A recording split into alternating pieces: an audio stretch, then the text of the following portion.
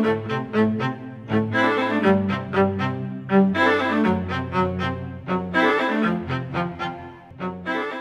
as ever, it's been a really busy time the last couple of weeks in the House of Lords. A few late night sit-ins, some very interesting voting happen at the moment, and there's lots of people sort of chatting in rooms and corridors about where we're going at the moment.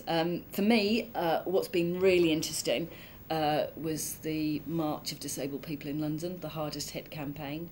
I've never seen so many disabled people on the streets of London, and talking to friends who are disability rights campaigners, they think the last time this number of disabled people marched was in the 1980s. It was a very peaceful protest, which is always important, but it was also interesting seeing a number of deaf people signing their chants and different ways of people engaging. I think what was a bit disappointing was there wasn't a huge amount of media coverage in the mainstream media and TV. Although there were quite a lot of cameras there, a lot of photographers, it didn't seem to get the publicity that we might have expected. So as a disabled person, it's really important that we keep encouraging that campaign and encouraging politicians to listen to the real fears of disabled people. But on a very positive note, what I've also done recently was launch the ticket prices for the Paralympic Games. And it's a really important strategy because in previous games, organising committees have given away tickets in the sort of the hope that people would come along and watch. We need lots and lots of people. Over 1 million people have registered on the London 2012 website who are interested in tickets. We need to now convert that to ticket sales. So the vast majority of their tickets will be less than £10. You can choose to go and watch individual sports, or you can also, which is different to the Olympics, you can buy a park ticket which gets you access to the park and you can dip in and out of sports and take some different seats. And I hope, because it's also during school term time, there'll be the option to encourage lots of school trips and lots of families to come down and watch the Paralympic Games. And those tickets go on sale on the 9th of September, which is the date of the closing ceremony of the Paralympics. So it's really exciting that we're getting so close now that we're actually talking about ticket sales. And then since my last blog, I've asked people to get in touch to ask me questions about the work of the House of Lords. And we've had some really interesting questions. On Twitter, Julian got in touch with me. They're adapted pretty well.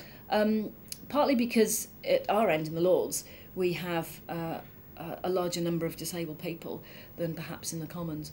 And I think it's difficult because it's a listed building and because of its age and because of the cost of doing some adaptations. But actually, I can get to pretty much every single part of the building. I do have to take some slightly odd routes from time to time.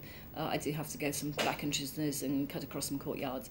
But we do have lifts, we have ramps, we have lots of accessible toilets. Also had a question via Facebook from Michael. That's interesting because I think there's been a gradual increase in the amount of media coverage disabled people get. Channel 4 are the host broadcaster for the Paralympic Games. It's BBC for the Olympics and Channel 4 for the Paralympics. And Channel 4 are going to be doing some slightly different things to maybe what we've seen before. They've already run a series of documentaries.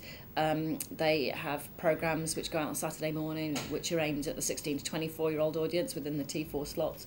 And then also then, you know, the game times coverage. But as sort of an ex-athlete, what I'm really keen to see is that, and this kind of links to the ticket prices as well, we need to get more Paralympians known.